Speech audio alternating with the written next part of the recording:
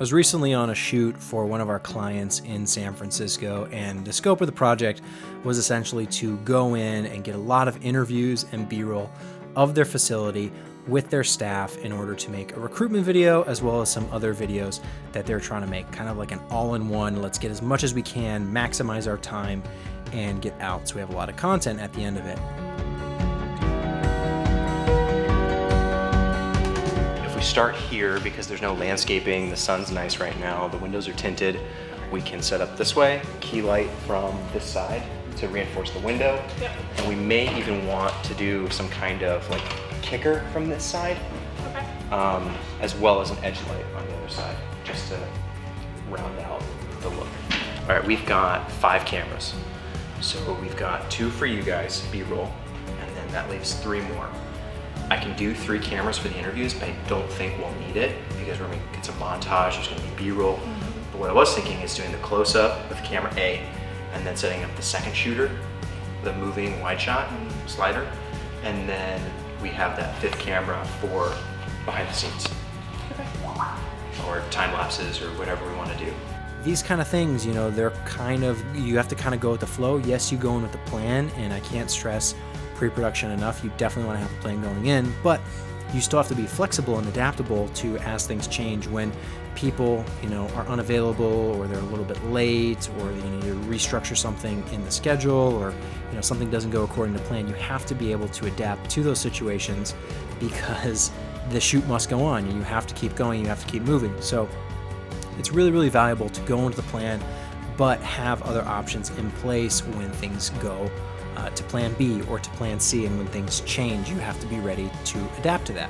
All right, let's take a look at what we got going on. We've got our key light right here, nice little fill right there, and we've got our 2 cameras, our main camera with a 50, and our second camera, camera B, is with an 18 to 35 Sigma on the Kessler second shooter. The second shooter works really well for adding a little bit of dynamic motion to an otherwise standard interview setup. Sometimes the most stressful part is getting checked into your airline, which is what Morgan's working on right now. Oftentimes we like to shoot with lighter weight cameras that are a little bit more flexible, a little bit more adaptable, and you can kind of run and gun a little bit easier with them, but still getting that higher image quality. So that's why I personally really like the GH4.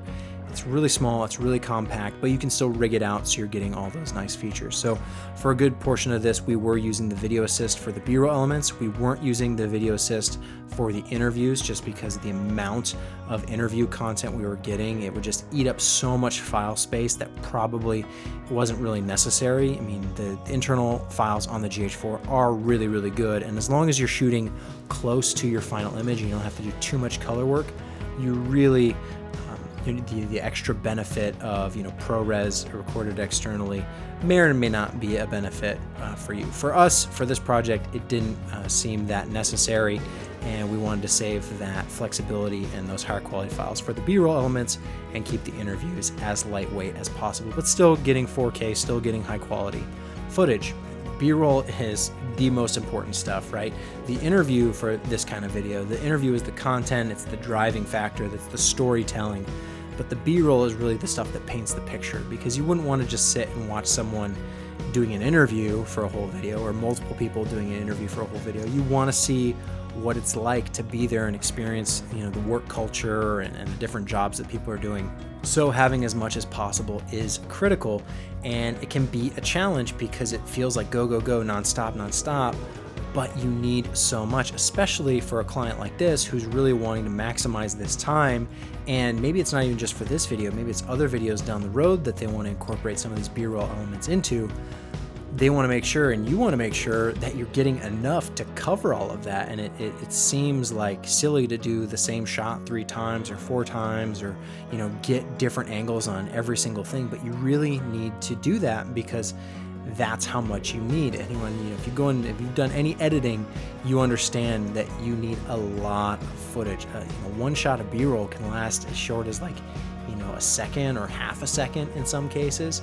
And, you know, at max, you're probably looking at maybe 3 seconds, 4 seconds max in an edit. So to fill out a 2-minute video, a 3-minute video with that much B-roll, you need a lot of variety. So it's really important to get as much as possible: wides, mediums, close-ups, different people, different faces, different types of camera movements. Have something on sticks, have someone running around with like a Ronin or a gimbal of some kind, have a slider. Do all these things so you're getting variety not only in the content and the subject matter, but also in the way that it's being shot. Get stuff that's out of focus, get stuff that's in focus, shallow depth of field, deep depth of field. The more variety you have, the more flexibility you have. Throw in a time lapse, go get some aerial shots with a drone. Whatever it takes to really build out that package and that library of footage so that when you sit down to edit, you can pick the absolute very best and you can go through, make your selects, and go from there. It's really important. It's been a long day, but on these trips when we're out of town, we usually like to take some time to get away and do some other fun type shots. So right now we're gonna do some time lapses of the night of the Bay here in San Francisco.